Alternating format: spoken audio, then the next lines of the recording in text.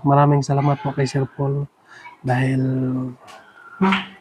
hanggang ngayon mga kababayan, siya pa rin yung aking nakilala na pugong biyahero. Walang pagbabago mga kababayan sa kanyang ugali.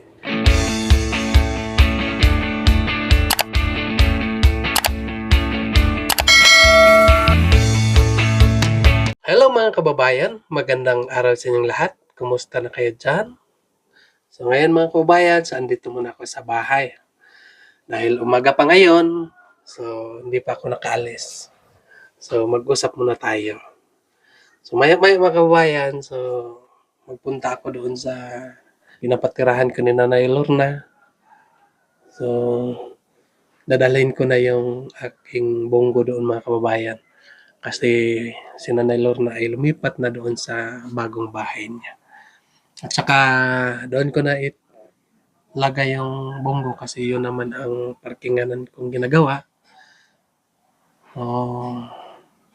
Para hindi na rin mabasa ng ulan at hindi na mainitan. So, samahan nyo na lang ako mamaya doon mga kababayan. So, alis na tayo.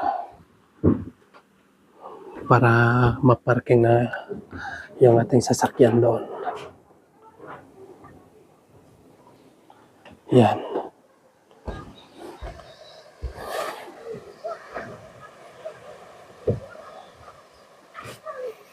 So may mga package dito mga kababayan, bagong dating. So abangan niyo po ang susunod na pamimigay natin ng package sa mga kababayan para pamasko natin sa mga kababayan kong katutubo. Saka thank you po, no. Maraming salamat sa mga sponsor natin sa package, no, nga walang sawang nagapadala sa atin. So malaking tulong ito sa mga kababayan kong katutubo, no, doon sa kabundukan, no. So imbes yung pera nila nga pangbili nila ng damit, no, so ibili na lang nila ng mga bigas at iba pang bilihin kasi may mga pamimigay naman po tayo sa kanila. So thank you po, no. Maraming salamat po sa inyo sa walang sawang nagapadala ng package. So, sa gustong magpapadala, no, chat lang po kayo sa akin para mabigay ko yung kompletong address ko para meron naman po tayong ibahagi sa mga kababayan natin. So ayun mga kababayan, no? So dito ko lang nilagay yung ating sasakyan, yung kasi makadisturbo kasi dito sa daan. Yung ano na lang, yung bao-bao. Pero doon sa Thailand mga kababayan, yung bao-bao dito sa amin ay tok-tok doon sa kanila. Grabe yung tok-tok mga kababayan sa Thailand. Ang lakas, bilis tumakbo mga kababayan ng tok-tok nila. Hindi mabasta-basta, no. Mabilis tumakbo. Parang ano din, parang bao-bao din, pero maliliit lang yung gulong. So first time kong sumakay ng tuk-tuk doon. Akala ko kasi mahina, pero ang bilis namang tumakbo. So ayun, so nandito na tayo mga kababayan.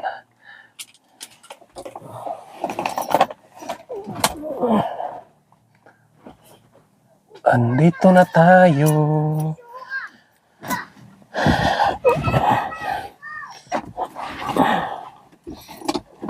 Ito lahat mga kababayan ay mga kamag-anak ko lang dito.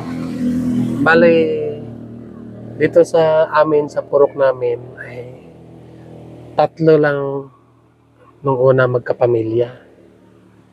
So, yung papa ko, yung tiyuhin ko, yung tiyahin, 3 sila dito nakatira. 3 bahay noon. Pero ngayon mga kababayan, sobrang dami na po kami dito dahil marami din ang mga anak sa mga tiyahin ko. So, nangasawa, tapos may anak na rin. So, marami na kami dito. So lahat kami dito ay mga kamag-anak lang po kami mga kababayan. So may naka tira na rin dito ng Bisaya, pero bago lang po. So may iba din dito nga nakasawa ng Bisaya, pero ang asawa nila ay mga katulad ko din nga katutubo. So kami lahat dito ay mga kamag-anak lang po kami. So yun po ang kwento dito sa amin. Kasi dito sa amin noon mga kabayan ay walang ibang tao, no? Parenti lang, no? So kahit mga pinsan noon, dahil walang ibang maasawa, so mag-asawa na lang po sila, magpinsan noon. Dahil walang iba. Pero ngayon mga kababayan, hindi na. Noon lang po yun nangyayari. So kahit magpinsan, no? Mag-asawa na. Para dumami lang po. So ngayon, hindi na mga kababayan. Subukan natin ito. Subukan natin o paandar. Kasi tagal na ito hindi na paandar. Yan.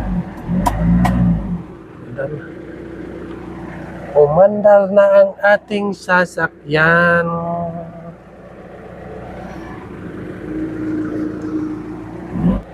Maraming salamat po sa inyo. Hanggang ngayon ay nandyan pa rin kayo, laging nagasubaybay sa amin. So, wala na akong masabi sa inyo mga kabayan. Dahil po sa inyo ay andito pa rin ako ngayon. Dahil lagi kayo nag-suporta sa amin. Maraming salamat po. So, tayo na mga kabayan. Uy, bakit bumabante? Atras tayo. Oh.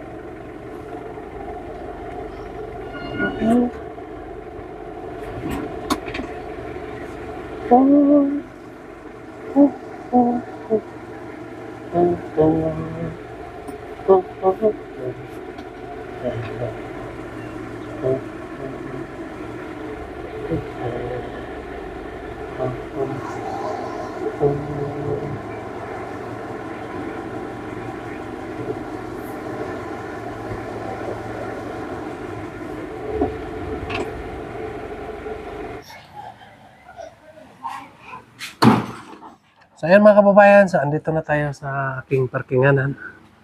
So andito na yung ating sasakyan, nakaparking na. Maayos na, hindi na mabasa yung ating sasakyan mga kababayan. So balik naman po sa kanyang tahanan. So yung mga lahat ng gamit dito mga kababayan, no? So pinapagamit ko po sa kanila, pati yung ating haligi dito. So yun po yung ginamit sa bahay nila Nanay Lorna. So yun nga kahoy ay galing din sa lugar galing din sa bukid din Nanay Lorna mga kababayan. Binili ko sa kanya. So pinapagamit ko na lang din sa kanya para mabilis matapos yung bahay. So natapos na yung bahay niya. Saka yung mga ibang kahoy, nakita naman ninyo sa aking vlog na ibigay ko sa kanya. So nandoon na po sa kanya lahat. So dito tingnan natin yung ating inisprihan dito mga kababayan. Yan. So, grabe to. Patay, no? Patay yung sagbot mga kababayan. Patay yung sagbot dito. Dito. Yan. Kasi isang lata yung linagay ko na medisina. So, itong parang tawag dyan. Money yung tawag sa amin mga kababayan. Yan. Hindi masyado namatay. Ang tigas, no? Kasama itong damo. Ito nga damo mga kababayan. At tigas din ito. Matigas mamatay, no? So dito ay marami tayong mga basura dito mga kababayan, no?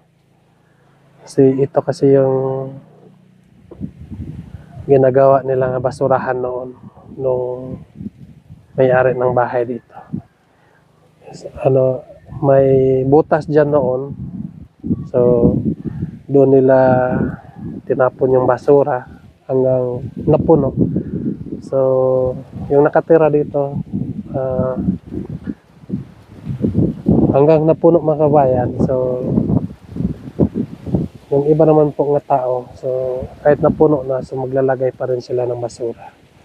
So maglagay na lang tayo dyan nga karatula nga bawal na maglagay ng basura dahil sobrang pangit po tingnan mga kabayan na may basura dyan.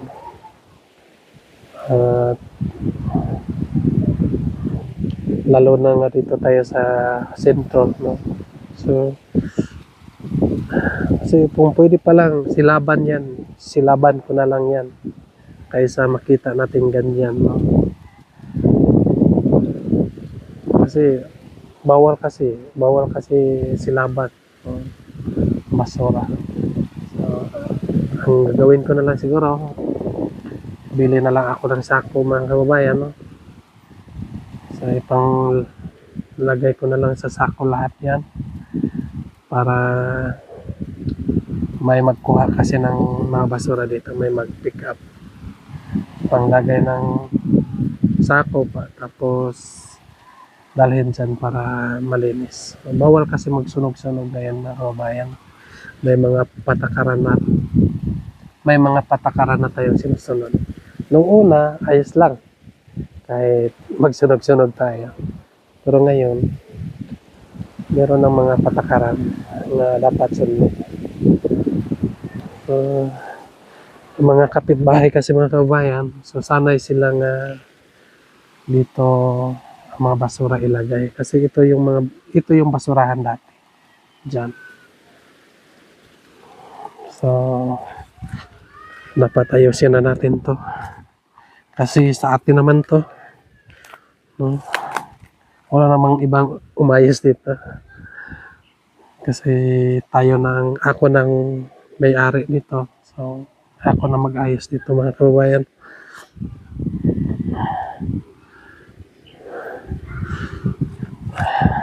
So, ilagay ko na lang ito sa sako lahat.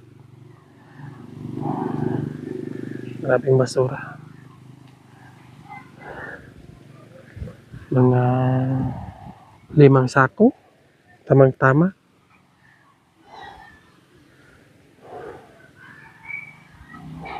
Para maayos din. Nung hindi ko pa inisprayan mga kababayan, hindi masyado makikita ang mga basura dito sa likod. Pero sa natapos ko na nag-spray, so lumabas na yung mga basura. Ayan. Kasi yan kasi yung basurahan natin. So, ayun.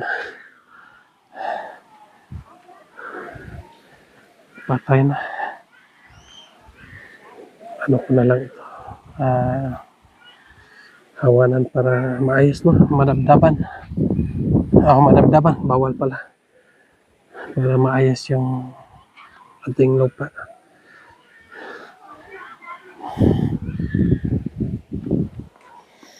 Yan.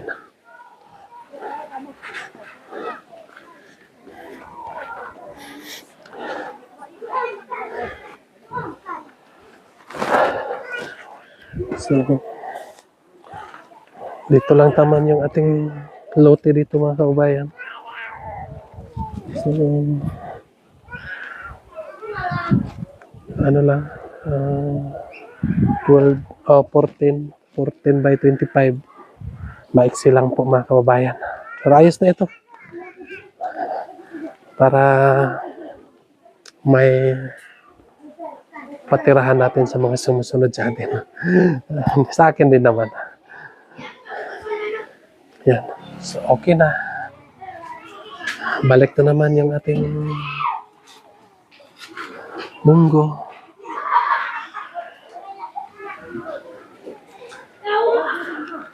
So, yan lang po mga kababayan. No? Magpapaalam na ako sa inyo. Maraming salamat po sa inyo lahat na walang sawang nagasubaybay sa aming YouTube. No? Sana po huwag kayong magsawa na mag-subaybay sa amin. Tsaka maraming salamat din no, sa lahat ng mga sponsor natin no, na walang sawang nagatulong sa mga kababayan natin. Maraming salamat po. No?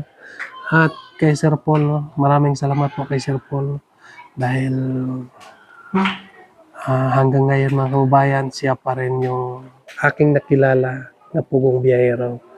Walang pagbabago mga kababayan sa kanyang ugali. Ipagdasal natin siya mga kababayan na maraming mga blessing na dumating sa kanyang buhay para marami pang matulungan ng mga katutubo.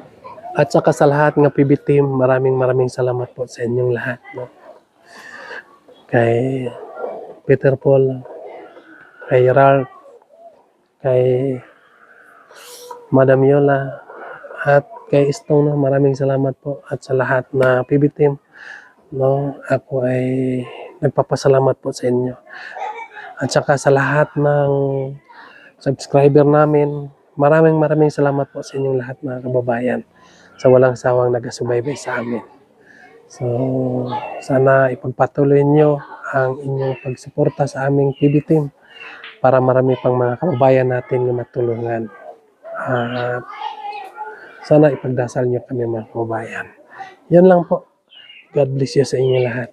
Mag-ingat kayo dyan palagi, mga kababayan. Bye-bye.